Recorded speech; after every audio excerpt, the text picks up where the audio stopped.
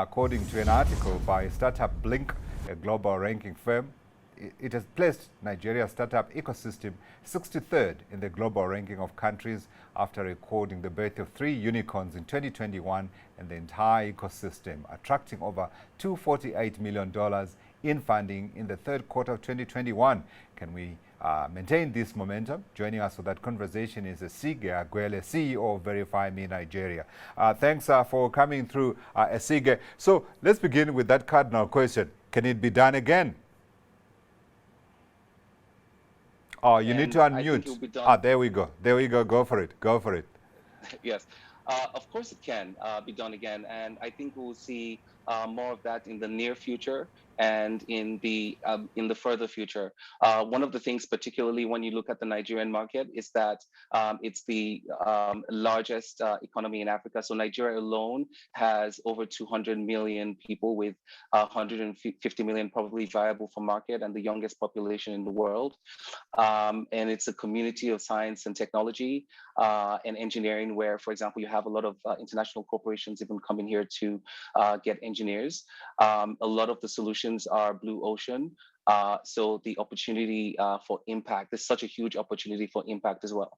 So I think that's going to continue. We're going to see more and more potentially in the near term, again, like I said, and in the longer term as well. Yeah, you'll have to convince me, because I want to begin with Nigeria. 200 million plus people, you just said, 3 unicorns, and I'm thinking in the US, if you were to try to do a proportional calculation, it would be far more. So we need to be doing far more. So let's begin with where we start looking. Where are the opportunities, and are the ecosystems that are required for us to be able to create these unicorns there?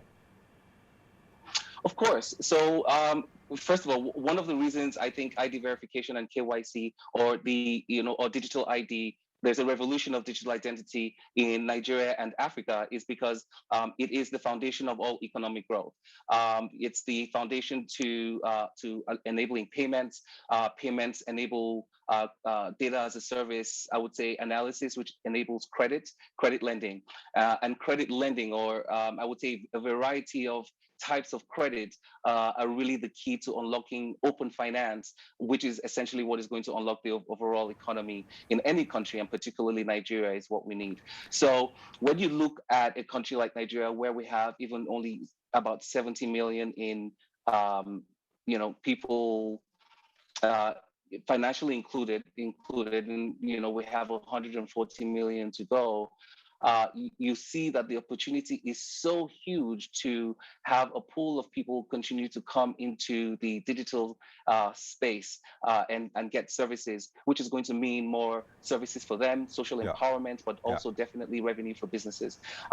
We've seen this as well, in our company. Yeah, sorry. I wanted to clarify that you are talking about the fintech scene, right?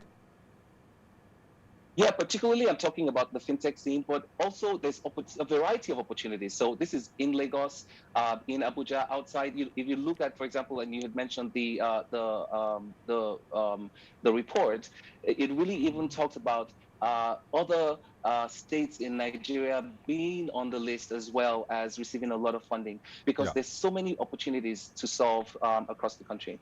So I wanted to talk about it in terms of sectors. So I had a conversation earlier with a guest that we got from Nigeria, where we were talking about, again, the fintech scene as one of the more exciting places to be putting in your money. I want to know from your experience and from the people that you work with, whether this is something that you agree with, that when we are looking for the next unicorns, fintech has got to be the first place that you started.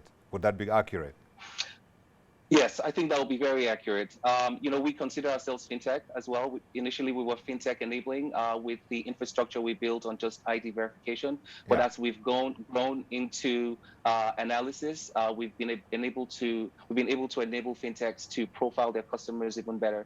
Look at the insurance sector, for example. I think in insurance, there's a 0.3% penetration in Nigeria, which is almost $1 billion a billion-dollar market. If you compare that to, I think, South Africa, where it's much higher penetration, closer to maybe 10%, can't recall the exact figure, but it's in the billions. So just even a push in insurance in Nigeria to go from 0.3% to even 4%, imagine what that could mean in terms of GDP and the economy. If you look at credit lending, we're definitely not mature. I would say probably even less than 5% really have access to proper credit in the country. So the opportunity is just huge. Think about that. The It fintechs, is exciting. the unicorns we've made, Yeah. it's completely exciting. I Completely. agree with you, because one of the small miracles right now, as I'm talking to you, there's no echo at all. I can tell you for years we've been battling to try to have straightforward conversation where you hear me, I speak back, and you answer back. And here we are today. A few years down the line, we are doing it. So that opportunity is there. What about health? Mhm.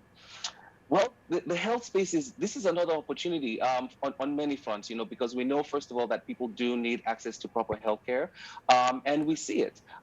We've signed a lot of companies to empower people to get health insurance. A lot of the big health insurance companies are looking at channels to really bring individuals into the space of being able to get health insurance, particularly for the very nagging health problems we have, like micro health, even where insurance companies are using USSD channels. And we've seen such huge success with some of our customers. So I think this is just such an untapped space where we're even really at 1% in some of these areas. Yeah. And so I see, probably a multi-billion-dollar market just in the fintech space alone for Nigeria. Yeah, I hear you. So you're saying the opportunities are huge, and you are citing the statistics showing that actually when you look at the scale, it's something like this in terms of the opportunity to get those things going. But are you suggesting, therefore, that the startup bill will be the answer to unlock these opportunities, or are there other things that we can do? We can be doing in the meantime while the politicians are sorting themselves out. We know they do take quite a bit of time. The petroleum bill is just one example. Yeah, no. So, I think that there will be a few, I would say, things that need to come together. Right. Some elements in the startup bill, some regulation. I think as a whole, just the mentality of working with startups needs to be more socialized, so that we're not really looked at so much as,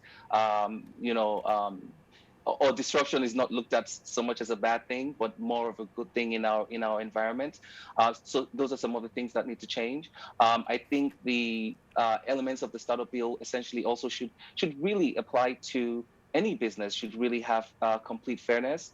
And also, one of the great things about, I think, the startup bill in there is protection for indigenous ideas and companies as well, to make sure at the end of the day that citizens own most of the infrastructure that is providing services for them. Yeah. What about the appetite to invest in startups? Because that's one of the key problems, isn't it, across the African continent? Yes, you go to the banks, they will tell you, no, finance is not the problem. The problem is, of course, bankable ideas. But we do know, in order to be able to start, you do need the capital. Do you see the appetite? I do. Well, and we see this, right, with all the money that's coming in, from foreign VCs, but also I see the appetite from local VCs. Of course, local VCs can invest as much as foreign VCs because the internal revenue is just not there. By the way, which is one of the reasons we have digital ID to grow our economy so that everybody can grow, including our local VCs. Okay. But I would say that the local VCs, the appetite is there. There's almost no startup or unicorn that's out there today that probably hasn't received its initial seed funding or even incubation from local VCs. Yeah. VerifyMe, for example, my organization is very well funded from local VCs, Consonance Investment Managers, V8 partners as well, Sure. and Kuramo. And so we've not really even had the need to really look for foreign investment at all. So wow. I think that so local Esigie, VCs so sorry to interrupt you, but I wanted to know, so what's missing? What's missing very quickly? What's missing in terms of funding? Yeah, no, in terms of the catalyst that we require for this scene to explode. I think more collaboration. I do. I think that the foreign VCs and local VCs working together will be a great thing for the overall community to bring more investment in a more meaningful and impactful way. I think that local understanding of local VCs, I think they understand the ecosystem more than anybody as well, just like the startups. So I think more collaboration, and I think it's getting there, right? Yeah. A lot of things are happening on the ground that you see collaboration. People understand that I mean, we have open banking. Yeah. People understand that we have to work together to grow our fintech space Yeah. so that our economy can grow.